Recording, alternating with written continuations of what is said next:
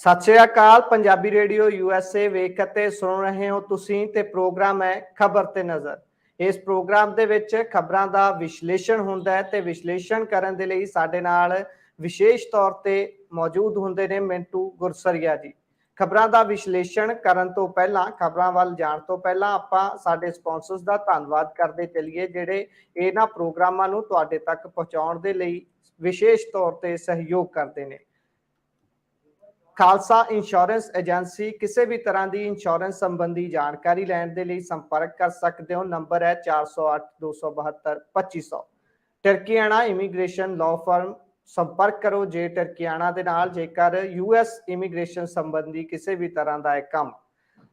GK Dhanota, Krishan Dhanota, Yuba City, Baljinder Singh Nijjar, Woodland, Paramjit Kaur Rangi, Vacaville, Harnek Singh Pawla, Indian cuisine ਵਾਲੇ, Renton, GN lube and truck wash, oil change, air brakes ਦਾ ਤਸੱਲੀ ਬਖਸ਼ ਕੰਮ ਕਰਵਾ ਸਕਦੇ ਹੋ। ਕਾਲ ਨਿੰਮਾ ਸਹੋਤਾ 209 277 0113। ਨਵੇਂ ਪੁਰਾਣੇ ਟਾਇਰ ਵੀ ਇਥੋਂ ਲੈ ਸਕਦੇ ਹੋ। ਲੋਕੇਸ਼ਨ ਹੈ ਸੈਂਟਾਨੇਲਾ। ਬੂਟਾ ਸਿੰਘ ਰਣੀਪੁਰ ਫ੍ਰਿਜ਼ਨੋ। ਇਹ ਸਾਰੇ ਸਪਾਂਸਰਸ ਦਾ ਬਹੁਤ ਬਹੁਤ ਧੰਨਵਾਦ ਹੈ। ਹੁਣ ਕਰਦੇ ਹਾਂ ਮਿੰਟੂ ਗੁਰਸਰੀਆ ਜੀ ਦਾ ਸਵਾਗਤ। ਸਤਿ ਸ੍ਰੀ ਅਕਾਲ ਮਿੰਟੂ ਜੀ। ਜੀ ਸਤਿ ਸ਼੍ਰੀ ਅਕਾਲ ਜੀ, ਸਾਰਿਆਂ ਨੂੰ ਸਤਿ ਸ੍ਰੀ ਅਕਾਲ ਜੀ। ਮਿੰਟੂ ਜੀ, ਆਪਾਂ ਹੁਣ ਰੁਖ ਕਰੀਏ ਖਬਰਾਂ ਦਾ। CM ਮਾਨ ਦੀ ਸੁਰੱਖਿਆ ਨੂੰ ਲੈ ਕੇ ਕੇਂਦਰੀ ਗ੍ਰਹਿ ਮੰਤਰਾਲੇ ਦਾ ਵੱਡਾ ਫੈਸਲਾ ਸਾਹਮਣੇ ਆਇਆ ਤੇ ਤਕੜੀ ਸੁਰੱਖਿਆ ਦੇ ਦਿੱਤੀ ਕਹਿੰਦੇ। ਐਂ ਆ ਜੀ, ਜਦੋਂ ਤਗੜੇ ਕੰਮ ਹੈ ਤੇ ਫਿਰ ਤਗੜੀ ਸੁਰੱਖਿਆ ਜਿਹੜੀ ਆ ਉਹ ਮਿਲਣੀ ਸੁਭਾਵਿਕ ਹੈ। ਤਾਂ ਦੇਖੋ, CM ਮਾਨ ਹੋਰਾਂ ਨੂੰ ਜਿਹੜੀ ਸਿਕਿਉਰਿਟੀ ਪ੍ਰੋਵਾਈਡ ਕਰਵਾਈ ਗਈ ਆ ਉਹ ਹੁਣ ਕਹਿ ਲਓ ਕਿ ਸਿਰੇ ਦੀ ਸਿਕਿਉਰਿਟੀ ਹੈ। Z+ ਸਿਕਿਉਰਿਟੀ ਜਿਹੜੀ ਆ ਉਹ ਕੇਂਦਰ ਵੱਲੋਂ ਦਿੱਤੀ ਗਈ ਆ। ਇਹਦੇ 'ਚ ਕੋਈ ਸ਼ੱਕ ਨਹੀਂ, ਕੋਈ ਦੋ ਰਾਏ ਨਹੀਂ ਹੈ ਕਿ ਵੇਖੋ ਜਦੋਂ Z+ ਸਿਕਿਉਰਿਟੀ ਆਉਂਦੀ ਹੈ ਤਾਂ ਉਹਦੇ 'ਚ ਕਿਤੇ ਨਾ ਕਿਤੇ ਕੇਂਦਰੀ ਖੁਫੀਆ ਏਜੰਸੀਆਂ ਜਾਂ ਹੋਰ ਮਤਲਬ ਕਿ ਇਸ ਤਰ੍ਹਾਂ ਦੀਆਂ ਜਿਹੜੀਆਂ ਇਨਪੁਟਸ ਹੁੰਦੀਆਂ ਨੇ ਉਹਨਾਂ ਦਾ ਇੱਕ ਰੋਲ ਹੁੰਦਾ ਹੈ। ਤੇ ਜੇਕਰ ਇਹ ਯਕਦਮ Z+ ਸਿਕਿਉਰਿਟੀ ਵਧਾਈ ਗਈ, ਕੁਛ ਲੋਕ ਤੇ ਐਵੇਂ ਮਜ਼ਾਕ ਕਰੀ ਜਾਂਦੇ, ਕਹਿੰਦੇ ਜੀ ਮਾਨ ਸਾਹਿਬ ਨੇ ਚੰਨੀ ਨੂੰ ਵੰਗਾਰ ਲਿਆ ਸੀ, ਹੁਣ ਚੰਨੀ ਤੋਂ ਡਰਦੇ ਸਿਕਿਉਰਿਟੀ ਵਧਾ ਲਈ ਆ ਕਿ ਮੈਂ ਫੋਟੋਆਂ ਨਸ਼ਰ ਕਰ ਦੂੰਗਾ 31 ਮਈ ਤੱਕ, ਬਈ ਸਾਰੀ ਗੱਲ ਕਲੀਅਰ ਕਰੋ। ਤਾਂ ਕੁਛ ਲੋਕ ਮਜ਼ਾਕ ਵੀ ਉਡਾ ਰਹੇ ਨੇ, ਪਰ ਜਿਹੜੀ ਇਹ ਸਿਕਿਉਰਿਟੀ ਦੇ ਵਿੱਚ ਤਬਦੀਲੀ ਆਉਂਦੀ ਹੈ, ਦਰਅਸਲ ਇਹ ਤਬਦੀਲੀ ਉਤਾਂ ਤੋਂ ਜੋ ਵੀ ਇਹਨਾਂ ਦੇ ਮਤਲਬ ਕਿ ਇਨਪੁਟਸ ਹੁੰਦੇ ਨੇ ਉਸ ਤੋਂ ਬਾਅਦ ਆਉਂਦੀ ਹੈ। ਤਾਂ ਖੈਰ ਚਲੋ, ਇਹ ਤਾਂ ਨਹੀਂ ਆਪਾਂ ਕਹਿ ਸਕਦੇ ਕਿ ਇਹਨਾਂ ਨੂੰ ਸਿਕਿਉਰਿਟੀ ਲੈਣੀ ਨਹੀਂ ਚਾਹੀਦੀ, ਉਹਨਾਂ ਨੂੰ ਦੇਣੀ ਨਹੀਂ ਚਾਹੀਦੀ, ਕਿਉਂਕਿ ਚੀਫ ਮਿਨਿਸਟਰ ਨੇ ਤੇ ਆਪਣਾ ਖੁਫੀਆ ਮਹਿਕਮਾ ਉਹ ਆਪਦੇ ਤਰੀਕੇ ਦੇ ਨਾਲ ਕੰਮ ਕਰਦਾ ਹੈ। ਪਰੰਤੂ ਇੱਕ ਤੇ ਇਹ ਗੱਲ ਕਹੀ ਜਾਂਦੀ ਹੁੰਦੀ ਸੀਗੀ ਨਾ ਕਿ ਜਿਹੜੇ ਲੋਕਾਂ ਦੇ ਲੀਡਰ ਹੁੰਦੇ ਉਹਨਾਂ ਨੂੰ ਗਨਮੈਨਾਂ ਦੀ ਲੋੜ ਨਹੀਂ ਹੁੰਦੀ, ਪਰ ਹੁਣ ਤੇ ਲੋਕਾਂ ਦੇ ਲੀਡਰਾਂ ਦੇ ਗਾਂ ਭੈਣ ਭਣਵਈਏ ਵੀ ਸਿਕਿਉਰਿਟੀ ਲਈ ਫਿਰਦੇ ਆ। ਪਰ ਚੀਫ ਮਿਨਿਸਟਰ ਨੂੰ ਸਿਕਿਉਰਿਟੀ ਬਹੁਤ ਜ਼ਰੂਰੀ ਹੈ। ਜੇਕਰ ਇਹ ਦੇਖਿਆ ਜਾਵੇ ਕਿ ਬਈ ਕਿਸ ਤਰ੍ਹਾਂ ਦੀ ਕੋਈ ਥ੍ਰੈਟ ਹੈ ਜਾਂ ਕੀ ਹੈ, ਤਾਂ ਮੈਂ ਸਮਝਦਾ ਕਿ ਜੋ ਖੁਫੀਆ ਤੰਤਰ ਹੈ ਇੰਡੀਆ ਦਾ, ਉਹ ਸ਼ਾਇਦ ਇਸ ਗੱਲ ਤੇ ਕਿਤੇ ਨਾ ਕਿਤੇ ਗੌਰ ਕਰਕੇ ਚੱਲ ਰਿਹਾ ਹੋਵੇਗਾ ਕਿ ਪਿਛਲੇ ਦਿਨੀ ਜਾਂ ਕਹਿ ਲਓ ਕਿ ਮਾਰਚ ਦੇ ਮਹੀਨੇ ਦੇ ਵਿੱਚ ਜੋ ਅੰਮ੍ਰਿਤਪਾਲ ਸਿੰਘ ਦੇ ਖਿਲਾਫ ਕਾਰਵਾਈ ਕੀਤੀ ਗਈ ਆ, ਜਿਸ ਤਰ੍ਹਾਂ ਦਾ ਇੱਕ ਰੋਸ ਇੱਕ ਖਾਸ ਵਰਗ ਦੇ ਵਿੱਚ ਹੈ, ਤਾਂ ਕਿਤੇ ਨਾ ਕਿਤੇ ਉਤੋਂ ਸ਼ਾਇਦ ਇਹਨਾਂ ਨੇ ਭਾਂਪਦਿਆਂ ਇਸ ਗੱਲ ਦਾ ਅੰਦਾਜ਼ਾ ਲਾਇਆ ਕਿ ਸਿਕਿਉਰਿਟੀ 'ਚ ਪਰਿਵਰਤਨ ਕਰਨ ਦੀ ਜ਼ਰੂਰਤ ਹੈ, ਇਹਨੂੰ ਬਦਲਣ ਦੀ ਜ਼ਰੂਰਤ ਹੈ। ਤਾਂ ਉਹਦਾ ਇਹਨਾਂ ਨੇ ਥੋੜਾ ਜਿਹਾ ਹੋਰ ਕੰਮ ਜਿਹੜਾ ਉਹ ਟਾਈਟ ਕਰ ਦਿੱਤਾ, ਜਿੰਨੀ ਕੁ ਮੈਨੂੰ ਸਮਝ ਲੱਗਦੀ। ਜੀ ਜੀ, ਇਹ ਚੰਗੀ ਗੱਲ ਵੀ ਹੈ। ਜੇਕਰ ਕਿਸੇ ਤਰ੍ਹਾਂ ਦੀ ਇਨਪੁਟ ਹੈ ਤਾਂ ਵਾਧਾ ਕਰਨ ਦੇ ਵਿੱਚ ਕੋਈ ਮਾੜੀ ਗੱਲ ਵੀ ਨਹੀਂ ਹੈ, ਕਿਉਂਕਿ ਏਜੰਸੀਆਂ ਬਹੁਤ ਡੂੰਘਾਈ ਦੇ ਨਾਲ ਕੰਮ ਕਰਦੀਆਂ ਨੇ, ਜਾਂਚ ਕਰਦੀਆਂ ਨੇ, ਫਿਰ ਹੀ ਕੋਈ ਫੈਸਲਾ ਲਿਆ ਜਾਂਦਾ। ਸੋ ਅੱਗੇ ਵਧੀਏ। ਖੁਲਾਸਾ ਹੋਇਆ ਜੀ, ਕਹਿੰਦੇ ਅੰਦੋਲਨ ਨੂੰ ਸਪੋਰਟ ਕਰਨ ਵਾਲੇ NRI ਤੰਗ ਕੀਤੇ ਜਾ ਰਹੇ ਆ। ਹਾਂਜੀ ਦੇਖੋ, ਇਹ ਖੁਲਾਸਾ ਕਿਸੇ ਹੋਰ ਨੇ ਨਹੀਂ, ਪੰਜਾਬ ਦੇ ਜਿਹੜੇ NRI ਮਿਨਿਸਟਰ ਨੇ, ਕਿਉਂਕਿ NRI ਮਹਿਕਮਿਆਂ ਦਾ ਇੱਕ ਮੰਤਰਾਲਾ ਹੈ ਬਕਾਇਦਾ, ਤਾਂ ਉਹਦੇ ਵਿੱਚ ਜੋ ਇਸ ਵੇਲੇ ਉਸ ਮੰਤਰਾਲੇ ਨੂੰ ਸੰਭਾਲ ਰਹੇ ਨੇ NRI ਮਾਮਲਿਆਂ ਦਾ ਜਿਹੜਾ ਮਹਿਕਮਾ ਹੈ, ਤਾਂ ਉਹ ਧਾਲੀਵਾਲ ਸਾਹਿਬ ਨੇ, ਜਿਹੜੇ ਪੰਚਾਇਤ ਮਿਨਿਸਟਰ ਵੀ ਨੇ। ਤਾਂ ਇਹਨਾਂ ਨੇ ਇਹ ਖੁਲਾਸਾ ਕੀਤਾ ਕਿ ਕੇਂਦਰ ਕੁਝ NRIs ਜਿਹੜੇ ਕਿ ਕਿਸਾਨ ਅੰਦੋਲਨ ਦੇ ਦੌਰਾਨ ਇੱਕ ਮਹੱਤਵਪੂਰਨ ਭੂਮਿਕਾ ਅਦਾ ਕਰ ਰਹੇ ਸੀਗੇ, ਤਾਂ ਉਹਨਾਂ ਨੂੰ ਹੁਣ ਤੰਗ ਪਰੇਸ਼ਾਨ ਕੀਤਾ ਜਾ ਰਿਹਾ ਹੈ। ਤਾਂ ਦੇਖੋ ਕੋਈ ਐਰਾ ਗੈਰਾ ਕੋਈ ਗੱਲ ਕਰੇ ਸਾਡੇ ਵਰਗਾ ਤੇ ਫਿਰ ਤੇ ਗੱਲ ਦਾ ਵਜ਼ਨ ਕੁਝ ਹੋਰ ਹੁੰਦਾ ਹੈ। ਪਰੰਤੂ ਜੇਕਰ ਇੱਕ NRI ਮਾਮਲਿਆਂ ਦਾ ਮੰਤਰੀ ਇਸ ਤੇ ਆਵਾਜ਼ ਚੁੱਕ ਰਿਹਾ ਤਾਂ ਇਹਦਾ ਮਤਲਬ ਹੈ ਕਿ ਕੋਈ ਨਾ ਕੋਈ ਇਹਨਾਂ ਦੇ ਕੋਲ ਠੋਸ ਇਨਫੋਰਮੇਸ਼ਨ, ਕੋਈ ਠੋਸ ਜਾਣਕਾਰੀ ਜਾਂ ਕੋਈ ਸ਼ਿਕਾਇਤ ਜ਼ਰੂਰ ਪਹੁੰਚੀ ਹੋਵੇਗੀ, ਜਿਸ ਤੇ ਇਸ ਮਾਮਲੇ ਦੇ ਵਿੱਚ ਇਹਨਾਂ ਨੇ ਇਹ ਰਿਐਕਸ਼ਨ ਦਿੱਤਾ ਹੈ, ਪ੍ਰਤੀਕਰਮ ਦਿੱਤਾ ਹੈ। ਜੀ ਹੁਣ ਰਹੀ ਗੱਲ, ਦੇਖੋ ਇਹ ਤੇ ਸਾਡੇ ਸਾਹਮਣੇ ਜੇ ਮਿਸਾਲ ਲੱਭਣ ਟੁਰੀ ਹੈ ਤਾਂ ਅਕਾਲੀ ਲੀਡਰ ਨੇ ਰਖੜਾ ਜੀ ਦੇ ਭਰਾ ਨੂੰ ਪਹਿਲਾਂ ਕਿਸ ਤਰ੍ਹਾਂ ਮੋੜਿਆ ਗਿਆ ਸੀ, ਉਸ ਤੋਂ ਬਾਅਦ ਫਿਰ ਅਈਓ ਸਰਕਾਰ ਸੀ ਜਿਸ ਨੇ ਉਹਨਾਂ ਨੂੰ ਇੱਕ ਸੰਮੇਲਨ ਚ ਸੱਦ ਕੇ ਪੁਰਸਕ੍ਰਿਤ ਵੀ ਕੀਤਾ, ਉਹਨਾਂ ਨੂੰ ਮਤਲਬ ਕਿ ਮਾਣ ਸਤਿਕਾਰ ਵੀ ਦਿੱਤਾ ਸੀਗਾ। ਪਰ ਇਸ ਤੋਂ ਇਲਾਵਾ ਇਹ ਵੀ ਆਪਾਂ ਵੇਖਿਆ ਕਿ ਸ਼ਹੀਨ ਬਾਗ ਮੋਰਚਾ ਸੀਗਾ ਜਿਹਦੇ ਤੇ ਇੱਕ ਦਸਤਾਵੇਜ਼ੀ ਬਣਾਈ ਸੀ ਪੱਤਰਕਾਰ ਅੰਗਦ ਸਿੰਘ ਨੇ, ਤਾਂ ਉਹਦਾ OCI ਕਾਰਡ ਤੱਕ ਉਹਨਾਂ ਨੇ ਕਾਂਠਾ ਮਾਰ ਦਿੱਤਾ ਸੀਗਾ। ਉਹ ਮਾਮਲਾ ਹਾਲੇ ਹਾਈ ਕੋਰਟ 'ਚ ਚੱਲ ਰਿਹਾ। ਯਾਨੀ ਇਸ ਤਰ੍ਹਾਂ ਦੀਆਂ ਮਿਸਾਲਾਂ ਤੇ ਮਿਲਦੀਆਂ ਨੇ। ਪਰ ਹੁਣ ਇਹ ਮੰਤਰੀ ਸਾਹਿਬ ਕਿਸ ਵੇਲੇ ਦੀ ਗੱਲ ਕਰ ਰਹੇ ਨੇ ਜਾਂ ਕਿਸ ਵਿਅਕਤੀ ਵਿਸ਼ੇਸ਼ ਜਾਂ ਇੱਕ ਕਿਸੇ ਸਮੂਹ ਦੀ ਗੱਲ ਕਰ ਰਹੇ ਨੇ, ਮਤਲਬ ਕਿ ਗਿਣਤੀ ਜਿਹੜੀ ਆ ਉਹਦੇ ਵਿੱਚ ਕੋਈ ਜ਼ਿਆਦਾ ਹੈ, ਉਹਦੇ ਬਾਰੇ ਤਾਂ ਇਹਨਾਂ ਨੇ ਕੋਈ ਵਧੇਰੇ ਜਾਣਕਾਰੀ ਨਹੀਂ ਦਿੱਤੀ। ਤਾਂ ਇਹਨਾਂ ਨੂੰ ਜ਼ਰੂਰ ਇਹ ਗੱਲ ਦੱਸਣੀ ਚਾਹੀਦੀ ਹੈ ਕਿ ਕਿੰਨੇ ਲੋਕ ਆ, ਕਿਉਂਕਿ ਮਾਮਲਾ ਜਿਹੜਾ ਉਹ ਤੁਹਾਨੂੰ ਪਤਾ ਫਿਰ ਬਲੈਕ ਲਿਸਟ ਤੱਕ ਵੀ ਪਹੁੰਚ ਜਾਂਦਾ ਹੈ। ਮਾਮਲਾ ਜਿੱਦਾਂ ਮੈਂ ਤੁਹਾਨੂੰ ਦੱਸਿਆ ਕਿ 에ਅਰਪੋਰਟ ਤੋਂ ਮੋੜਨ ਤੱਕ ਵੀ ਪਹੁੰਚ ਜਾਂਦਾ ਹੈ। ਤਾਂ ਇਹਨਾਂ ਨੂੰ ਜ਼ਰੂਰ ਸਪਸ਼ਟ ਕਰਨਾ ਚਾਹੀਦਾ ਸੀਗਾ ਕਿ ਕੀ ਐਸੀ ਕੋਈ ਗਿਣਤੀ ਹੈ ਸ਼ਿਕਾਇਤਾਂ ਦੀ ਜੋ ਦੁਨੀਆ ਦੇ ਵੱਖ-ਵੱਖ ਮੁਲਕਾਂ ਚੋਂ ਇਹਨਾਂ ਤੱਕ ਪਹੁੰਚੀ ਹੈ। ਕਿਉਂਕਿ ਇਹਨਾਂ ਨੇ ਜਿਹੜੀ ਗੱਲ ਕਹੀ ਹੈ ਕਿ ਪ੍ਰਵਾਸੀ ਪੰਜਾਬੀਆਂ ਨੇ ਕਿਸਾਨੀ ਅੰਦੋਲਨ ਦੇ ਦੌਰਾਨ ਕੇਂਦਰ ਸਰਕਾਰ ਦੇ ਖੇਤੀ ਕਾਨੂੰਨਾਂ ਵਿਰੁੱਧ ਜੋ ਅੰਦੋਲਨ 'ਚ ਹਿੱਸਾ ਲਿਆ ਸੀ, ਉਹਨਾਂ ਨੂੰ ਭਾਰਤ ਆਉਣ ਤੋਂ ਰੋਕਣ ਅਤੇ ਕਈ ਹੋਰ ਤਰੀਕਿਆਂ ਨਾਲ ਪਰੇਸ਼ਾਨ ਜਿਹੜਾ ਹੈ ਉਹ ਕੀਤਾ ਜਾ ਰਿਹਾ ਹੈ।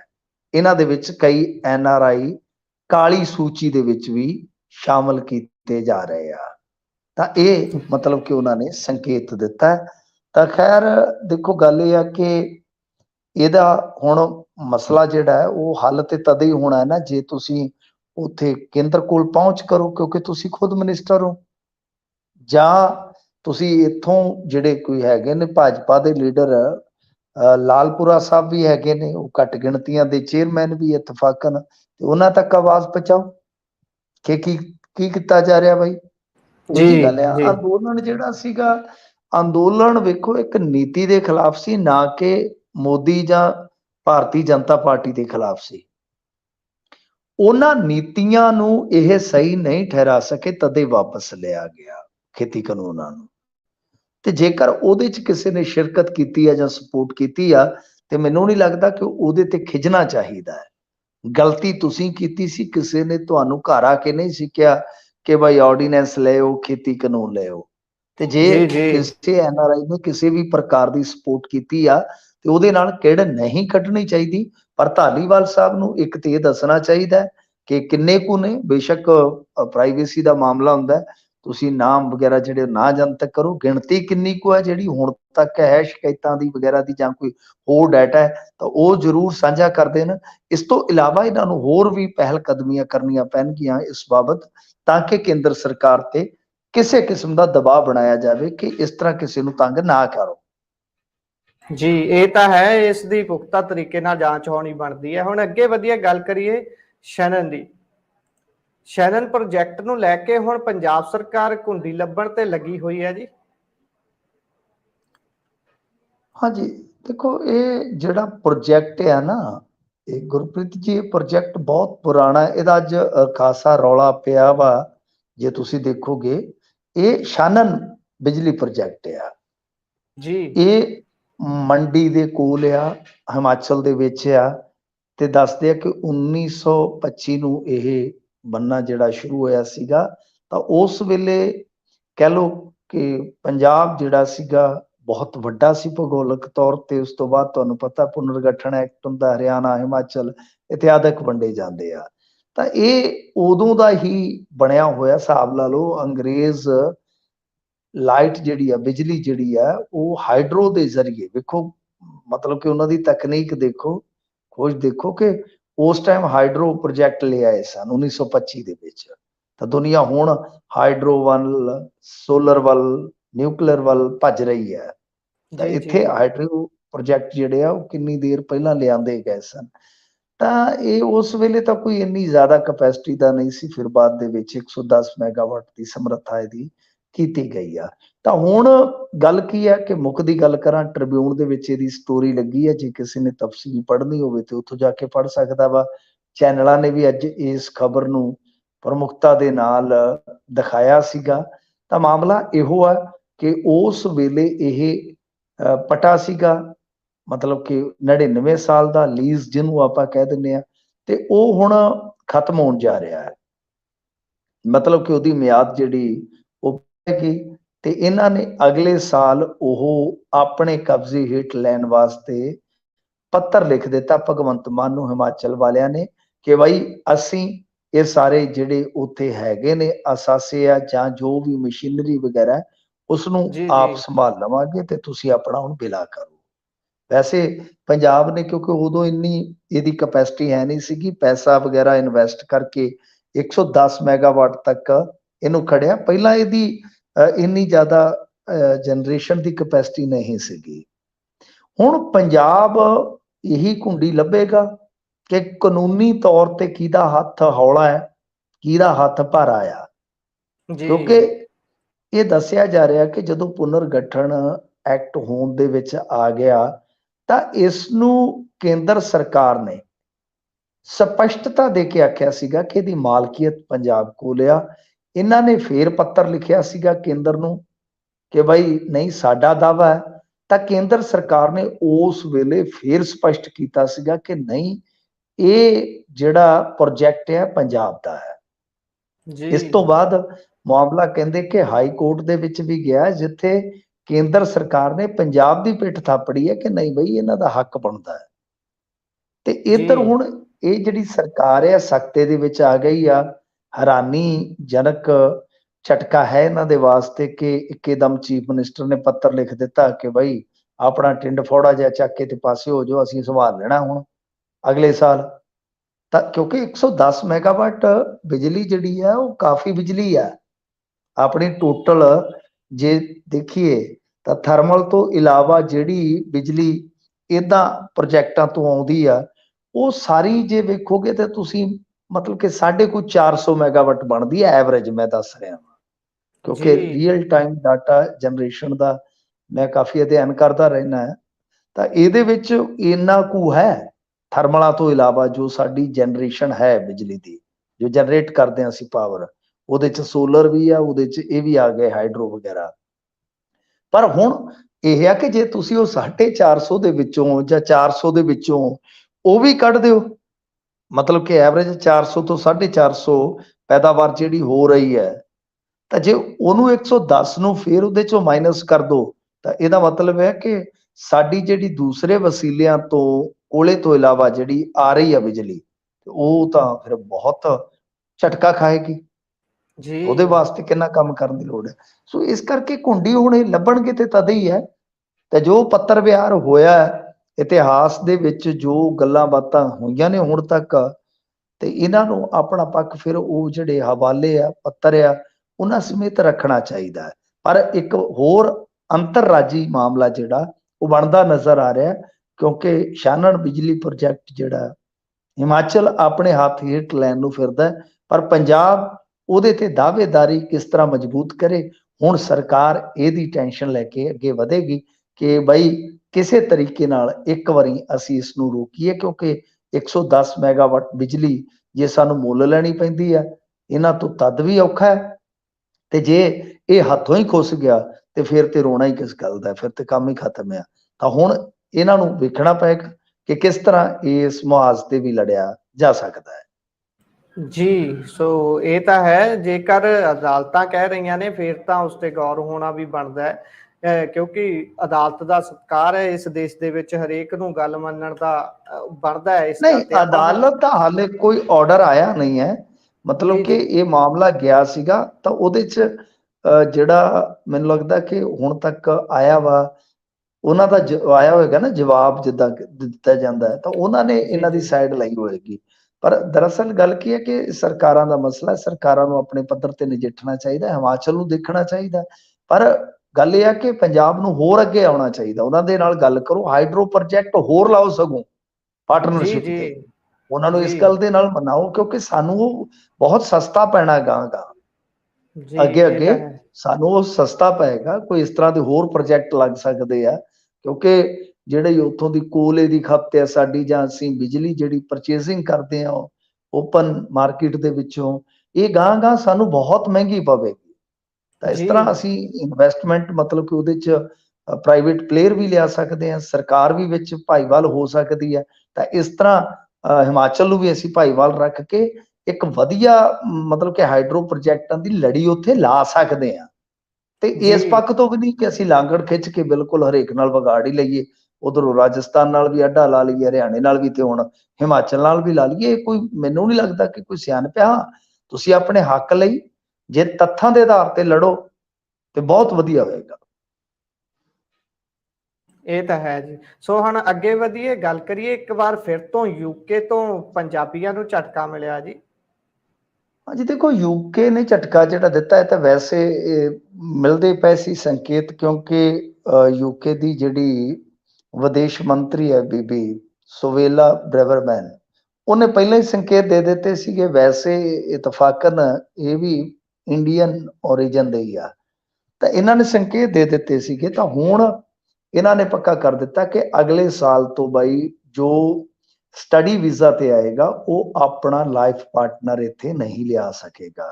ਮਤਲਬ ਜੀ ਸਪਾਊਸ ਵੀਜ਼ਾ ਜਿਹੜਾ ਹੈ ਉਹਨੂੰ ਬੰਦ ਕਰ ਦਿੱਤਾ ਗਿਆ। ਅਗਲੇ ਸਾਲ ਉਹ ਕਹਿੰਦੇ ਕਿ ਜਿਹੜੇ ਅਸੀਂ ਨਵੇਂ ਨਿਯਮ ਬਣਾਵਾਂਗੇ ਉਹੀ ਲਾਗੂ ਹੋਣਗੇ। ਦਾ ਮਤਲਬ ਇਹ ਆ ਕਿ ਸਤੰਬਰ ਤੱਕ ਤੇ ਕੰਮ ਚੱਲ ਜਾਊਗਾ। ਉਸ ਤੋਂ ਬਾਅਦ ਜਿਹੜਾ ਵੀ ਬੈਚ ਜਾਏਗਾ ਉਹਦੇ 'ਚ ਸਪਾਊਸ ਵੀਜ਼ਾ ਵਾਲੀ ਸਹੂਲਤ ਜਿਹੜੀ ਆ ਬੰਦ ਕਰ ਦਿੱਤੀ ਜਾਏਗੀ। ਤਾਂ ਇਹ ਦੇਖੋ ਹੁਣ ਮਸਲਾ ਜਿਹੜਾ ਸੀਗਾ ਨਾ, ਉਹ ਪਿਛਲੇ ਦਿਨਾਂ ਤੋਂ ਕਾਫੀ ਜ਼ਿਆਦਾ ਚਰਚਿਤ ਸੀਗਾ। ਉੱਥੇ ਤੇ ਇਹ ਮਾਮਲਾ ਉੱਠ ਹੀ ਰਿਹਾ ਸੀਗਾ ਲਗਾਤਾਰ, ਪਰ ਥੋੜਾ ਥੋੜਾ ਸੰਕੇਤਕ ਇੱਧਰ ਲੱਗ ਰਿਹਾ ਸੀਗਾ। ਇੱਕ ਤੇ ਇਹ ਆ ਕਿ ਪਿਛਲੇ ਦਿਨਾਂ ਦੇ ਵਿੱਚ ਇੱਥੇ ਏਜੰਟਾਂ ਨੇ ਬੜੇ ਬੰਦੇ ਯੂਕੇ ਵਾੜੇ ਆ ਗਲਤ ਦਸਤਾਵੇਜ਼ ਬਣਾ ਕੇ। ਦੂਜੀ ਗੱਲ ਕਿ ਜੋ ਯੂਕੇ ਦੇ ਵਿੱਚ ਸਟੂਡੈਂਟ ਜਾ ਰਹੇ ਆ, ਜਿਵੇਂ ਹੁਣ ਚਲੋ ਕੋਵਿਡ ਕਾਲ ਦੇ ਵਿੱਚ ਤਾਂ ਆਪਾਂ ਦੇਖੀਏ ਤਾਂ ਠੀਕ ਠਾਕ ਹੀ ਗਿਣਤੀ ਹੋਣੀ ਸੀਗੀ, ਤਦ ਵੀ 48,000 ਭਾਰਤੀ ਸਨ। ਜੇ 19 ਚ ਵੀ ਵੇਖੋਗੇ ਤਾਂ ਉਹ ਵੀ ਕੋਈ ਅੰਕੜਾ ਵੱਡਾ ਨਹੀਂ ਸੀ। ਪਰ 22 ਦੇ ਵਿੱਚ 21 ਦੇ ਵਿੱਚ ਜਿੱਥੇ 55,903 ਦੀ ਗਿਣਤੀ ਸੀ, ਉੱਥੇ 22 ਯਾਨੀ 2022 ਦੇ ਵਿੱਚ ਮਾਰਚ ਤੀਕ ਹੀ 2,09,000 ਸਟੂਡੈਂਟ ਉੱਥੇ ਯੂਕੇ ਪਹੁੰਚੇ ਸਨ, ਤੇ ਜਿਹਦੇ ਚੋਂ 80% ਪੰਜਾਬੀ ਮੂਲ ਦੇ ਸੀ। ਤੇ ਇਸ ਸਾਲ ਵੀ ਯਾਨੀ 23 ਦੇ ਵਿੱਚ ਵੀ ਜਿਹੜੀ ਮਾਰਚ 23 ਆ, ਇਹ ਅੰਕੜਾ 2 ਲੱਖ ਤੋਂ ਪਾਰ ਕਰ ਗਿਆ, ਜਿਹਦੇ ਚ 85% ਸਟੂਡੈਂਟ ਜਿਹੜੇ ਆ ਉਹ ਸ਼ਾਦੀशुदा ਆ। ਮਤਲਬ ਜੀ ਇਹਦੇ ਤੋਂ ਕੀ ਇੱਕ ਸਾਂਝੇ ਤੌਰ ਤੇ ਸਾਨੂੰ ਤਸਵੀਰ ਜਿਹੜੀ ਨਿਕਲ ਕੇ ਦਿਖਾਈ ਦਿੰਦੀ ਆ, ਉਹ ਇਹੋ ਆ ਕਿ ਸਾਰੇ ਸਾਲਾਂ ਦੇ ਵਿੱਚੋਂ ਤਸਵੀਰ ਕੀ ਆ ਕਿ ਇੱਕ ਤੇ ਹੈ ਕਿ ਪੰਜਾਬੀ ਬਹੁਤ ਜ਼ਿਆਦਾ ਨੇ ਇਹਨਾਂ ਦੇ ਵਿੱਚ, ਤੇ ਦੂਸਰਾ ਇਹ ਆ ਕਿ ਸ਼ਾਦੀशुदा ਬਹੁਤ ਜਾ ਰਹੇ ਆ। ਤਾਂ ਉਹਨਾਂ ਨੇ ਕਿਤੇ ਨਾ ਕਿਤੇ ਇਸ ਚੀਜ਼ ਨੂੰ ਬੁੱਝ ਲਿਆ ਕਿ ਅਸਲ 'ਚ ਇਹਨਾਂ ਦਾ ਮਕਸਦ ਪੜ੍ਹਨਾ ਨਹੀਂ ਹੈ। ਜ਼ਿਆਦਾਤਰ ਲੋਕਾਂ ਦਾ ਮਕਸਦ ਇਹੋ ਆ ਕਿ ਕਿਸੇ ਤਰੀਕੇ ਨਾਲ ਯੂਕੇ 'ਚ ਐਂਟਰੀ ਮਾਰੀ ਜਾਵੇ। ਤਾਂ ਕਰਕੇ ਉਹਨਾਂ ਨੇ ਫਿਰ ਇਹ ਜਿਹੜੀਆਂ ਆਪਣੀਆਂ ਹੈਗੀਆਂ ਨੇ ਇਮੀਗ੍ਰੇਸ਼ਨ ਦੀਆਂ ਨੀਤੀਆਂ, ਉਹਨਾਂ ਦੇ ਵਿੱਚ ਤਬਦੀਲੀ ਕੀਤੀ ਆ। ਪਰ ਜੇ ਇਦਾਂ ਇਸ ਦ੍ਰਿਸ਼ਟੀਕੋਣ ਦੇ ਨਾਲ ਸੋਚਦਾ ਹੈ ਬ੍ਰਿਟੇਨ, ਤਾਂ ਮੈਨੂੰ ਲੱਗਦਾ ਕਿ ਜੇ ਇਸ ਸਾਲ ਜਾਂ ਅਗਲੇ ਸਾਲ ਫ੍ਰੀ ਟ੍ਰੇਡ ਐਗਰੀਮੈਂਟ ਤੱਕ ਇਹ ਪਹੁੰਚ ਜਾਂਦੇ ਆ, ਜੋ ਕਿ ਲੰਬੇ ਸਮੇਂ ਤੋਂ ਹਲੇ ਪਾਈਪਲਾਈਨ ਦੇ ਵਿੱਚ ਆ, ਤਾਂ ਉਹਦੇ 'ਚ ਵੀ ਯੂਕੇ ਇੱਧਰ ਮੈਨੂੰ ਨਹੀਂ ਲੱਗਦਾ ਕਿ ਕਰੇਗਾ, ਸਾਈਨ ਕਰੇਗਾ। ਕਿਉਂਕਿ ਉਹਦਾ ਕਾਰਨ ਇਹੋ ਆ ਕਿ ਉਹਨਾਂ ਨੂੰ ਤੇ ਕੋਈ ਲਾਭ ਇਹਦਾ ਜ਼ਿਆਦਾ ਨਹੀਂ ਹੋਣਾ ਇਸ ਤਰ੍ਹਾਂ ਦੀ ਉਦਾਰਵਾਦੀ ਪਾਲਿਸੀ ਦੇ ਵਿੱਚ, ਬਲਕਿ ਇੰਡੀਅਨ ਵਸੋਂ ਦੇ ਹਿਸਾਬ ਦੇ ਨਾਲ ਉਹਨਾਂ ਨੂੰ ਪਤਾ ਹੈ ਕਿ ਸਾਨੂੰ ਉੱਥੇ ਫਿਰ ਸੰਭਾਲਣਾ ਮੁਸ਼ਕਲ ਹੋ ਜਾਏਗਾ, ਕਿਉਂਕਿ ਯੂਕੇ ਦੀਆਂ ਇਸ ਵੇਲੇ ਆਪਣੀਆਂ ਸਮੱਸਿਆਵਾਂ ਨੇ, ਚਾਹੇ ਉਹ ਆਰਥਿਕ ਤੌਰ ਤੇ ਹੋਣ, ਚਾਹੇ ਉਹ ਬ੍ਰੈਗਜ਼ਿਟ ਹੋਵੇ, ਹਾਲ ਦੀ ਘੜੀ ਸਲੋ ਡਾਊਨ ਹੋਵੇ, ਇੰਪੋਰਟ ਉਹਨਾਂ ਦਾ ਬਹੁਤ ਜ਼ਿਆਦਾ ਹੁੰਦਾ। ਸੋ ਕਈ ਸਮੱਸਿਆਵਾਂ ਨੇ। ਸੋ ਉਸ ਦੇ ਮੱਦੇਨਜ਼ਰ ਹੁਣ FTA ਦੇ ਵਿੱਚ ਵੀ ਮੈਨੂੰ ਲੱਗਦਾ ਕਿ ਇਹ ਪੇਚ ਫਸੇਗਾ ਜੇਕਰ FTA ਤੱਕ ਪਹੁੰਚਦੇ ਆ ਦੋਨੇ ਮੁਲਕ। ਜੀ, ਸੋ ਦੇਖੋ ਕੀ ਬਣਦਾ ਹੈ। ਤੇ ਅੱਗੇ ਵਧੀਏ, ਗੱਲ ਕਰੀਏ ਮੁਲਾਜ਼ਮ ਪੱਕੇ ਕਰਨ ਦੇ ਲਈ ਕਹਿੰਦੇ ਹੁਣ AG ਦਫ਼ਤਰ ਤੋਂ ਸਲਾਹ ਲਈ ਜਾਵੇਗੀ ਜੀ। ਹਾਂਜੀ ਦੇਖੋ, ਪਿਛਲੇ ਦਿਨੀ ਇਹ ਖਬਰਾਂ ਲੱਗੀਆਂ ਸੀਗੀਆਂ, ਬਹੁਤ ਜ਼ਿਆਦਾ ਅਖਬਾਰਾਂ ਦੇ ਵਿੱਚ ਇਹ ਖਬਰਾਂ ਆਈਆਂ ਸਨ ਕਿ ਡਨ ਕਰ ਦਿੱਤਾ ਗਿਆ ਜੀ 24,000 ਕਿ 26,000 ਜਿਹੜਾ ਮੁਲਾਜ਼ਮ ਹੈ ਉਹ ਪੱਕਾ ਕਰ ਦਿੱਤਾ ਜਾਏਗਾ। ਪਰ ਮਸਲਾ ਤੇ ਫਿਰ ਉੱਥੇ ਦਾ ਉੱਥੇ ਹੀ ਹੈ ਨਾ ਕਿ ਠੀਕ ਹੈ, ਇਹ ਇੱਕ ਵਾਰੀ ਕਹਿ ਦਿੰਦੇ ਆ ਕਿ ਇੰਨੇ ਹਜ਼ਾਰ ਅਸੀਂ ਕਰਾਂਗੇ ਜੀ, ਉਹ ਦੂਜੀ ਵਾਰੀ ਮੁਲਾਜ਼ਮ ਕਹਿ ਦਿੰਦੇ ਕਿ ਨਹੀਂ ਜੀ ਇਸ ਤਰ੍ਹਾਂ ਨਹੀਂ ਹੋ ਰਿਹਾ, ਯਾਨੀ ਉਹ ਭੰਬਲ ਭੂਸਾ ਉੱਥੇ ਦਾ ਉੱਥੇ ਖਲੋਤਾ ਰਹਿੰਦਾ ਹੈ। ਤਾਂ ਇਹ ਗੱਲ ਵਧੀਆ ਹੈ ਕਿ ਜੋ ਕਰਨਾ ਤੁਸੀਂ ਉਹ ਇਸ ਤਰੀਕੇ ਨਾਲ ਕਰੋ ਕਿ ਕੱਲ ਨੂੰ ਕੋਈ ਕਾਨੂੰਨੀ ਪੇਚ ਨਾ ਫਸੇ। ਤਾਂ ਹੁਣ ਦੱਸਿਆ ਇਹ ਜਾ ਰਿਹਾ ਹੈ ਕਿ ਆਉਣ ਵਾਲੇ ਦਿਨਾਂ 'ਚ ਜੋ ਐਡਵੋਕੇਟ ਜਨਰਲ ਦਾ ਦਫ਼ਤਰ ਆ ਉਹਦੇ ਤੋਂ ਸਾਰਾ ਸਲਾਹ ਮਸ਼ਵਰਾ ਲੈ ਕੇ ਤੇ ਫਿਰ ਅਗਲਾ ਕਦਮ ਪੁੱਟਿਆ ਜਾਏਗਾ ਤਾਂ ਕਿ ਕੋਈ ਸਮੱਸਿਆ ਜਿਹੜੀ ਹੈ ਉਹ ਨਾ ਆਵੇ। ਇਹ ਵਧੀਆ ਗੱਲ ਹੈ, ਮੈਂ ਇਸ ਨੂੰ ਕੋਈ ਮਾੜੀ ਗੱਲ ਨਹੀਂ ਕਹਾਂਗਾ। ਇਹ ਕਹਿੰਦੇ ਆ ਕਿ AG ਆਫਿਸ ਤੋਂ ਸਲਾਹ ਲੈ ਕੇ ਜਿਹੜਾ ਖਾਸ ਤੌਰ ਤੇ ਸਿੱਖਿਆ ਮਹਿਕਮਾ ਹੈ ਤੇ ਫਿਰ ਉਹ ਅੱਗੇ ਵਧੇਗਾ। ਤੇ ਇਹ ਬਹੁਤ ਜ਼ਰੂਰੀ ਹੈ ਕਿਉਂਕਿ ਤੁਹਾਨੂੰ ਪਤਾ ਹੈ ਅਧਿਆਪਕਾਂ ਦੀਆਂ ਗਾਂ ਕਈ ਸ਼੍ਰੇਣੀਆਂ ਨੇ, ਗਾਂ ਉਹਨਾਂ ਦੀਆਂ ਕਈ ਜਥੇਬੰਦੀਆਂ ਨੇ। ਹਾਂ, ਮੈਨੂੰ ਹੈਰਾਨਗੀ ਇਸ ਗੱਲ ਦੀ ਹੋਈ ਆ ਕਿ 10 ਸਾਲ ਦੀ ਜਿਹੜੀ ਇਹਨਾਂ ਨੇ ਸ਼ਰਤ ਰੱਖੀ ਹੈ ਉਹ ਬੜੀ ਕਠੋਰ ਸ਼ਰਤ ਹੈ ਕਿ 10 ਸਾਲ ਤੁਸੀਂ ਜੌਬ ਕਰ ਚੁੱਕੇ ਹੋਵੋ ਤਦ ਤੁਸੀਂ ਅਪਲਾਈ ਕਰ ਸਕਦੇ ਹੋ ਰੈਗੂਲਰ ਹੋਣ ਵਾਸਤੇ। ਤੇ ਜੇ ਜੀ 5 ਤੋਂ 7 ਸਾਲ ਦਾ ਰੱਖਿਆ ਹੁੰਦਾ ਤੇ ਮੇਰੇ ਖਿਆਲ ਨਾਲ ਉਹ ਬਿਹਤਰ ਹੁੰਦਾ ਕਿਉਂਕਿ 10 ਸਾਲ ਦਾ ਵਕਫਾ ਬਹੁਤ ਜ਼ਿਆਦਾ ਹੁੰਦਾ ਹੈ। ਪਰ ਖੈਰ ਚਲੋ ਇਹ ਕਰ ਲੱਗੇ ਆ ਤੇ ਗੱਲਾਂ ਤੇ ਠੀਕ ਨੇ। ਪਰ ਕੱਲ ਇਹਨਾਂ ਨੇ ਬੜੇ ਗਾਜੇ ਬਾਜੇ ਦੇ ਨਾਲ ਕਿਹਾ ਸੀਗਾ ਕਿ ਦੇਖੋ ਜੀ ਅਸੀਂ 6% ਦੀ ਦਰ ਦੇ ਨਾਲ DA ਜਿਹੜਾ ਉਹ ਕਲੀਅਰ ਕਰ ਦਿੱਤਾ ਤੇ ਪਹਿਲੀ ਕਿਸ਼ਤ ਅਸੀਂ 1 ਜੁਲਾਈ 2015 ਤੋਂ 31 2015 ਤੱਕ ਦੀ ਦੇ ਦਿੱਤੀ ਆ। ਮਤਲਬ ਕਿ ਸਾਰਾ ਕੁਝ ਇਹਨਾਂ ਨੇ ਕਿਹਾ ਸੀਗਾ। ਤਾਂ ਮੁਲਾਜ਼ਮਾਂ ਨੇ ਇਹਦੇ ਤੇ ਵੀ ਇੱਕ ਰੋਸ ਪ੍ਰਗਟਾਇਆ ਤੇ ਨਾਲ ਇਹਨਾਂ ਨੂੰ ਕਰੈਕਟ ਕੀਤਾ ਹੈ ਕਿ ਬਾਈ DA ਦੀਆਂ ਤੁਸੀਂ ਕਹਿੰਦੇ ਹੋ ਕਿ ਸਾਰੀਆਂ ਪੈਂਡਿੰਗ ਕਿਸ਼ਤਾਂ ਅਸੀਂ ਦੇਵਾਂਗੇ ਜਾਂ ਅਸੀਂ ਆਰਡਰ ਕਰ ਦਿੱਤਾ ਹੈ, ਉਹ ਕਹਿੰਦੇ ਕਿ DA ਦੀਆਂ ਹਾਲੇ 2 ਕਿਸ਼ਤਾਂ ਪੈਂਡਿੰਗ ਨੇ। ਤੇ ਇਹ ਮਹਿੰਗਾਈ ਭੱਤਾ ਜਿਹੜਾ ਇਹਨਾਂ ਨੇ ਯਾਨੀ ਜਾਰੀ ਕੀਤਾ ਸੀਗਾ ਉਹਦੇ ਵਿੱਚ ਇਹਨਾਂ ਨੇ ਕਿਹਾ ਸੀਗਾ ਕਿ ਅਸੀਂ ਆਲ ਕਲੀਅਰ ਕਰ ਦਿੱਤਾ ਹੈ, ਜਦ ਕਿ ਜੋ ਮੁਲਾਜ਼ਮ ਨੇ ਉਹ ਕਹਿ ਰਹੇ ਆ ਕਿ ਨਹੀਂ ਹਜ਼ੂਰ, ਧਿਆਨ ਨਾਲ ਵੇਖੋ 2 ਕਿਸ਼ਤਾਂ ਹਾਲੇ ਬਕਾਇਆ ਨੇ। ਜੀ, ਸੋ ਮਿੰਟੂ ਜੀ ਅੱਗੇ ਵਧੀਏ, ਗੱਲ ਹੁਣ ਰੋਡਵੇਜ਼ ਦੀ ਕਰੀਏ। ਰੋਡਵੇਜ਼ ਕਹਿੰਦੇ ਰੋ ਰਹੀ ਹੈ, ਆ ਕਿਹੋ ਜਿਹੀਆਂ ਬੱਸਾਂ ਦੇ ਦਿੱਤੀਆਂ ਨੇ? ਹਾਂਜੀ ਦੇਖੋ, ਇਹ ਹੁਣ ਸਮਝ ਨਹੀਂ ਆਉਂਦੀ ਕਿ ਕੀ ਕਰਦੇ ਪਏ ਆ। ਪੰਜਾਬ ਸਰਕਾਰ ਨੇ ਪਨਬੱਸ ਦੀਆਂ ਜਿਹੜੀਆਂ 587 ਕਰਜ਼ਾ ਮੁਕਤ ਬੱਸਾਂ ਨੂੰ ਪੰਜਾਬ ਰੋਡਵੇਜ਼ ਦੇ ਬੇੜੇ 'ਚ ਸ਼ਾਮਲ ਕਰਵਾਇਆ। ਇਹ ਵੀ ਬੜੇ ਧੂਮ ਧੜੱਕੇ ਨਾਲ ਹੋਇਆ ਸੀ। ਦੇਖੋ ਇਹੀ ਤੇ ਚੀਜ਼ਾਂ ਵੇਖਣ ਵਾਲੀਆਂ ਨੇ ਕਿ ਮੀਡੀਆ ਦਾ ਬਹੁਤ ਵੱਡਾ ਹਿੱਸਾ ਤਸਵੀਰ ਦਾ ਇੱਕ ਪਾਸਾ ਦਿਖਾਉਂਦਾ ਹੈ ਤੇ ਜੀ ਉਹਨੂੰ ਬਹੁਤ ਜ਼ੋਰ ਸ਼ੋਰ ਨਾਲ ਚੁੱਕਿਆ ਜਾਂਦਾ, ਲੋਕ ਉਸ ਜ਼ੋਰ ਸ਼ੋਰ ਦੇ ਵਿੱਚ ਉਲਝ ਜਾਂਦੇ ਆ। ਤਾਂ ਹੁਣ ਗੱਲ ਕੀ ਹੈ ਕਿ ਜਿਹੜੀਆਂ ਉਹ ਬੱਸਾਂ ਦਿੱਤੀਆਂ ਗਈਆਂ ਤੇ ਜਿਹਨੂੰ ਇਹ ਬੜਾ ਕ੍ਰਾਂਤੀਕਾਰੀ ਕਦਮ ਦੱਸ ਰਹੇ ਸਨ ਕਿ ਬਾਈ ਬਹੁਤ ਅਸੀਂ ਤਾਂ ਬੱਲਾ ਬੱਲਾ ਕਰਨ ਵਾਲਾ ਕਦਮ ਚੁੱਕਿਆ। ਦਰਅਸਲ ਕੀ ਹੈ ਕਿ 587 ਬੱਸਾਂ ਜਿਹੜੀਆਂ ਤੇ ਨਾਲ ਜਿਹੜਾ ਪੰਜਾਬ ਰੋਡਵੇਜ਼ ਦਾ ਬੇੜਾ ਹੈ ਉਹ ਠੀਕ ਹੈ ਕਿ ਹੁਣ ਕਾਫੀ ਵੱਡਾ ਹੋ ਜਾਏਗਾ, ਤਕਰੀਬਨ ਕਹਿ ਲਓ ਕਿ 800 ਦੇ ਕਰੀਬ। ਪਰੰਤੂ ਦੱਸਦੇ ਆ ਕਿ ਜਿਹੜੀਆਂ ਇਹ ਬੱਸਾਂ ਦੇ ਰਹੇ ਆ ਇਹਨਾਂ ਦੇ ਵਿੱਚੋਂ 177 ਹੀ ਚਾਲੂ ਹਾਲਤ ਦੇ ਵਿੱਚ ਆ, ਬਾਕੀ ਕਹਿੰਦੇ ਕਿ ਜ਼ਿਆਦਾਤਰ ਕੰਡਮ ਹੋ ਗਈਆਂ ਨੇ। ਦੱਸਦੇ ਆ ਕਿ 13-14 ਸਾਲ ਤੋਂ ਇਹ ਸੜਕਾਂ ਤੇ ਦੌੜ ਰਹੀਆਂ। ਜ਼ਿਆਦਾਤਰ ਬੱਸਾਂ ਜਿਹੜੀਆਂ ਉਹ 15 ਸਾਲ ਦੀ ਮਿਆਦ ਪੂਰੀ ਹੋਣ ਦੇ ਕਗਾਰ ਤੇ ਆ ਤੇ ਜਦੋਂ 15 ਸਾਲ ਦੀ ਮਿਆਦ ਪੂਰੀ ਹੋ ਜਾਂਦੀ ਆ ਤਦ ਇਹਨੂੰ ਕੰਡਮ ਕਰਾਰ ਦੇ ਦਿੱਤਾ ਜਾਂਦਾ ਬੱਸਾਂ ਨੂੰ। ਤਾਂ ਜਿਹੜਾ ਉਹ ਜੀ 587 ਬੱਸਾਂ ਦਾ ਇਹਨਾਂ ਨੇ ਕਿਹਾ ਕਿ ਅਸੀਂ ਬੇੜਾ ਸ਼ਾਮਲ ਕਰਵਾ ਰਹੇ ਹਾਂ, ਤਾਂ ਉਹ ਰੋਡਵੇਜ਼ ਵਾਲੇ ਕਹਿੰਦੇ ਕਿ ਤੇ ਬੇੜਾ ਗਰਕ ਕਰਨ ਵਾਲੀ ਗੱਲ ਆ, ਤੁਸੀਂ ਤੇ ਉਲਟਾ ਸਾਡੇ ਤੇ ਬੋਝ ਪਾ ਦਿੱਤਾ। ਸੋ ਇਹ ਆ ਕਿ ਜੇ ਆਪਾਂ ਦੇਖੀਏ 1995 ਦੇ ਵਿੱਚ ਪੰਜਾਬ ਰੋਡਵੇਜ਼ ਦੀ ਖਰਾਬ ਹਾਲਤ ਦੇ ਕਾਰਨ ਉਸ ਵੇਲੇ ਸਰਕਾਰ ਨੇ ਨਵੀਆਂ ਬੱਸਾਂ ਖਰੀਦਣ ਦੇ ਮੰਤਵ ਦੇ ਨਾਲ ਪਨਬਸ ਦੇ ਨਾਮ ਤੋਂ ਕਾਰਪੋਰੇਸ਼ਨ ਬਣਾਇਆ ਸੀ। ਸਮੇਂ-ਸਮੇਂ ਤੇ ਇਹਨਾਂ ਨੇ ਫਿਰ ਬੱਸਾਂ ਖਰੀਦੀਆਂ, ਕਰਜ਼ ਚੁੱਕ ਕੇ ਖਰੀਦੀਆਂ, ਤੇ ਫੈਸਲਾ ਇਹ ਕੀਤਾ ਗਿਆ ਸੀਗਾ ਕਿ ਜਿਵੇਂ-ਜਿਵੇਂ ਬੱਸਾਂ ਦਾ ਕਰਜ਼ਾ ਉਤਰਦਾ ਜਾਊਗਾ, ਇਹਨਾਂ ਬੱਸਾਂ ਨੂੰ ਪੰਜਾਬ ਰੋਡਵੇਜ਼ ਦੇ ਵਿੱਚ ਸ਼ਾਮਲ ਕਰ ਦਿੱਤਾ ਜਾਊਗਾ। ਤਾਂ ਤੁਸੀਂ ਜੀ ਪਾਲਿਸੀ ਨੂੰ ਸਮਝ ਗਏ ਨਾ। ਤਾਂ ਹੁਣ ਇਹ ਪੂਰਾ ਮਾਮਲਾ ਠੰਡਾ ਪੈ ਗਿਆ। ਪੰਜਾਬ ਸਰਕਾਰ ਨੇ ਨਿੱਜੀ ਬੱਸ ਕੰਪਨੀਆਂ ਨੂੰ ਭਰਪੂਰ ਛੂਟ ਦਿੱਤੀ ਹੈ, ਸਭ ਨੂੰ ਪਤਾ। ਨਤੀਜਨ ਰੋਡਵੇਜ਼ ਤੇ ਪਨਬਸ ਦੋਵੇਂ ਪਛੜ ਗਈਆਂ। ਹੁਣ ਇਹਨਾਂ ਨੇ ਮਤਲਬ ਕਿ 587 ਬੱਸਾਂ ਉਧਰ ਦੇਣ ਦਾ ਫੈਸਲਾ ਕੀਤਾ, ਪਰ ਰੌਲਾ ਇਹੀ ਹੈ ਕਿ ਪੰਜਾਬ ਰੋਡਵੇਜ਼ ਨੂੰ 50 ਜਿਹੜੀਆਂ ਇਹ ਦਿੱਤੀਆਂ 587 ਬੱਸਾਂ, ਤੇ ਇਹਦੇ ਤੋਂ ਬਾਅਦ ਤੇ ਜਿਸ ਤਰ੍ਹਾਂ ਦੀ ਹਾਲਤ ਆ ਕਿ ਉਹਨਾਂ ਨੂੰ ਤੇ ਸਾਂਭ ਸੰਭਾਲ ਦਾ ਹੋਰ ਜੁਮਾ ਪੈ ਗਿਆ, ਕਿਉਂਕਿ ਇਹ ਚਾਲੂ ਹਾਲਤ ਦੇ ਵਿੱਚ ਤੇ ਠੀਕ ਠਾਕ ਰਹਿਣੀਆਂ ਨਹੀਂ ਬਹੁਤੀ ਦੇਰ ਤੱਕ, ਜਿੰਨੀਆਂ ਚੱਲਦੀਆਂ ਵੀ ਆ। ਤੇ ਇੱਕ ਜਿਹੜੀ ਸਬ ਕਮੇਟੀ ਆ ਉਹਨੇ ਵੀ ਪਨਬਸ ਦੀ ਇਹ ਕਰਜ਼ਾ ਮੁਕਤ ਬੱਸਾਂ ਬਾਰੇ ਐਲਾਨ ਤਾਂ ਜ਼ਰੂਰ ਕਰ ਦਿੱਤਾ, ਪਰ ਰੋਡਵੇਜ਼ ਨੂੰ 587 ਬੱਸਾਂ ਦੇ ਕੇ ਹੁਣ ਸਵਾਲ ਉੱਥੇ ਦਾ ਉੱਥੇ ਛੱਡ ਦਿੱਤਾ ਕਿ ਇਹਨਾਂ ਨੂੰ ਚਲਾਏਗਾ ਕੌਣ, ਜੀ ਕਿਉਂਕਿ ਜੀ ਪੰਜਾਬ ਰੋਡਵੇਜ਼ ਦੀ ਵਿੱਤੀ ਹਾਲਤ ਪਹਿਲਾਂ ਹੀ ਖਰਾਬ ਆ। ਸੋ ਗੱਲ ਇਹ ਆ ਕਿ ਕਿਸੇ ਪਾਸੇ ਵੀ ਕੋਈ ਗੱਲ ਜਿਹੜੀ ਆ ਨਾ ਉਹ ਤਣ ਪੱਤਨ ਲਾਉਂਦੇ ਨਹੀਂ ਆ। ਇੱਕ ਪਾਸੇ ਕੰਮ ਸ਼ੁਰੂ ਕਰਦੇ ਆ, ਦੂਸਰੇ ਪਾਸੇ ਫਿਰ ਉਲਝਾ ਬਹਿੰਦੇ ਆ। ਸੋ ਇਸ ਕਰਕੇ ਹੁਣ ਇਹ ਰੋਣਾ ਜਿਹੜਾ ਰੋਡਵੇਜ਼ ਰੋ ਰਹੀ ਆ ਕਿ ਜਿਹੜਾ ਕੰਮ ਪਹਿਲਾਂ ਹੀ ਖਰਾਬ ਸੀਗਾ ਉਹਦੇ ਵਿੱਚ ਤੁਸੀਂ ਹੋਰ ਵੀ ਖਰਾਬ ਲਿਆ ਧਰਿਆ, ਇਹ ਚੰਗੀ ਤਰ੍ਹਾਂ ਖਰਾਬ ਹੋ ਜਾਵੇ। ਜੀ ਸੋ ਹੁਣ ਗੱਲ ਰੋਡਵੇਜ਼ ਦੀ ਹੋ ਰਹੀ ਸੀ, ਤਾਂ ਟਰਾਂਸਪੋਰਟ ਮੰਤਰੀ ਦੀ ਹੀ ਗੱਲ ਕਰ ਲਈਏ। ਲਾਲਜੀਤ ਭੁੱਲਰ ਦਾ ਸ਼ਲਾਘਾਯੋਗ ਕਦਮ ਹੈ ਜੀ, ਕੀ ਹੈ ਇਹ ਕਦਮ? ਨਹੀਂ ਦੇਖੋ, ਇਹਨਾਂ ਨੇ ਆਪਣੀਆਂ ਆਈਜ਼ ਡੋਨੇਟ ਕੀਤੀਆਂ ਨੇ, ਬਹੁਤ ਵਧੀਆ ਕਦਮ ਆ।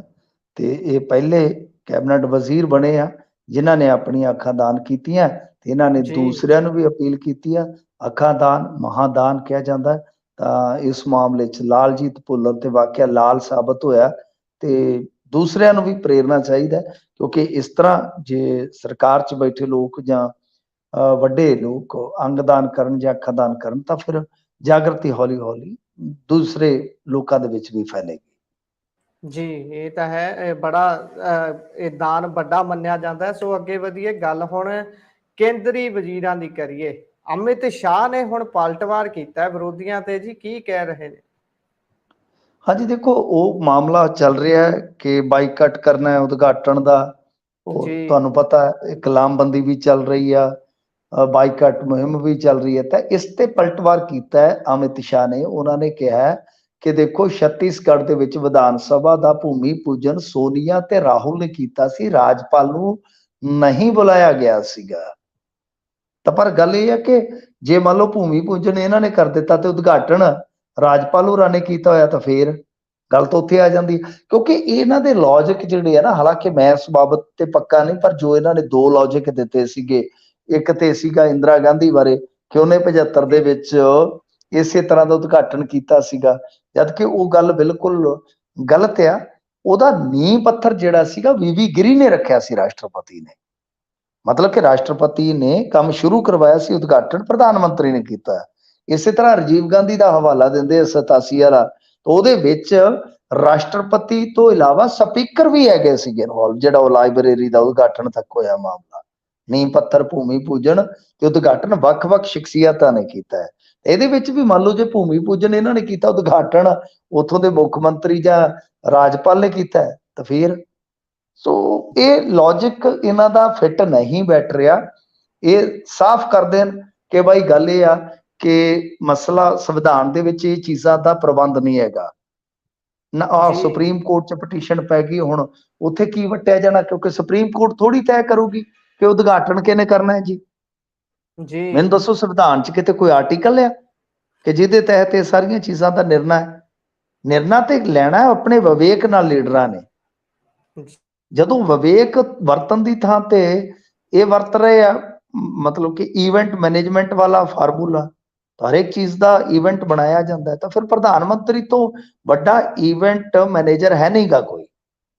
ਸੋ ਇਸ ਕਰਕੇ ਹਟ ਜਾ ਪਿੱਛੇ ਹੀ ਉਹਨਾਂ ਨੇ ਕਹਿਣਾ ਤੇ ਉਦਘਾਟਨ ਕਰਨਗੇ। ਇਹਨਾਂ ਨੂੰ ਸਿੱਧਾ ਹੀ ਕਹਿ ਦੇਣਾ ਚਾਹੀਦਾ ਹੈ ਕਿ ਬਾਈ ਤੁਹਾਡੇ ਵਾਰੀ ਵੀ ਇਹ ਬਥੇਰਾ ਕੁਛ ਇਸ ਤਰ੍ਹਾਂ ਚੱਲਦਾ ਸੀ। ਸਾਡਾ ਪ੍ਰਧਾਨ ਮੰਤਰੀ ਵੀ ਕਹਿੰਦਾ ਹਰੇਕ ਗੱਲ ਤੇ ਕਿ ਉਦਘਾਟਨ ਲਈ ਕਿਸੇ ਨੂੰ ਤਕਲੀਫ ਦੇਣ ਦੀ ਜ਼ਰੂਰਤ ਨਹੀਂ। ਮੈਂ ਹੂੰ ਨਾ। ਜੀ ਜੀ ਜੀ, ਇਹ ਤਾਂ ਹੈ। ਸੋ ਮਿੰਟੂ ਜੀ, ਤੁਸੀਂ ਖਬਰਾਂ ਦੇ ਉੱਪਰ ਚਾਨਣਾ ਪਾਇਆ, ਬਹੁਤ ਬਹੁਤ ਧੰਨਵਾਦ। ਸਤਿ ਸ੍ਰੀ ਅਕਾਲ। ਸਤਿ ਸ੍ਰੀ ਅਕਾਲ। ਜੀ, ਸੋ ਇਹ ਸਨ ਸਾਡੇ ਨਾਲ ਮਿੰਟੂ ਗੁਰਸਰੀਆ ਜੀ ਤੇ ਪ੍ਰੋਗਰਾਮ ਤੁਸੀਂ ਸੁਣ ਰਹੇ ਹੋ ਖਬਰ ਤੇ ਨਜ਼ਰ।